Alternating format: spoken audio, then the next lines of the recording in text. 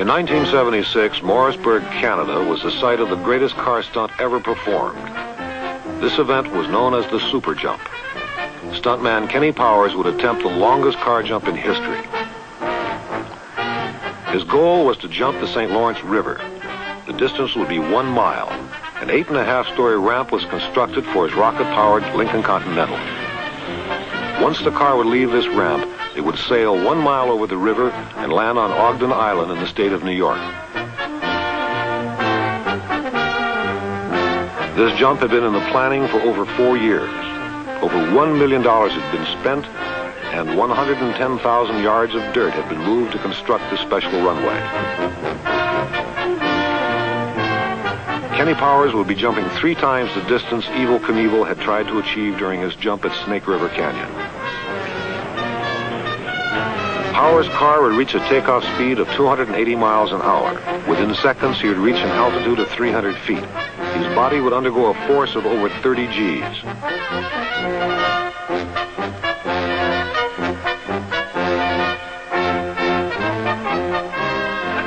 This jump had been attempted 4 times previously and had to be canceled. This time, Kenny Powers knew there was no turning back.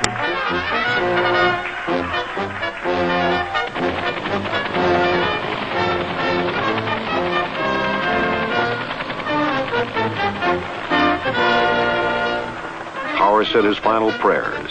His self-confidence was high. Any self-doubt or hesitation could cost him his life. A helicopter roamed the sky while power speedboats and divers waited on the other side of the river in case of a disaster.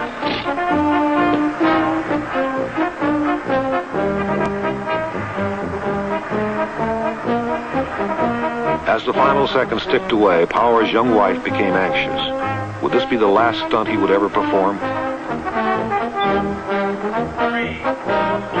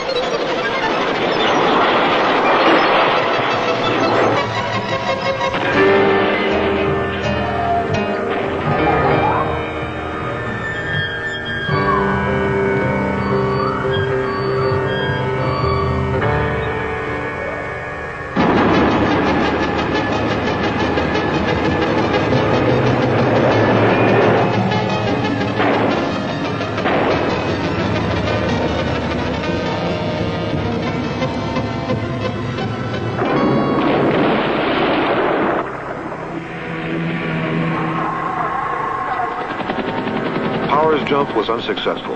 As rescuers reached the car, Powers was freeing himself from the special harness. But nobody knew the extent of his injuries.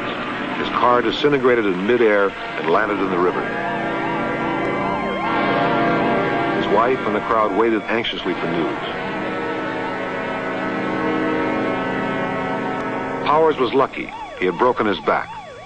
This was nothing new, for he had suffered the same injury 7 times before.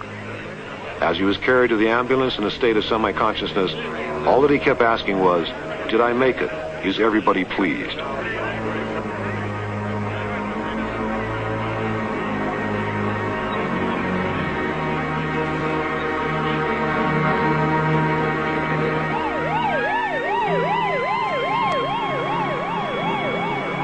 As the ambulance rushed off to the hospital, all that remained of his $1 million attempt were the remains of a yellow rocket-powered Continental floating aimlessly on the banks of the St. Lawrence River.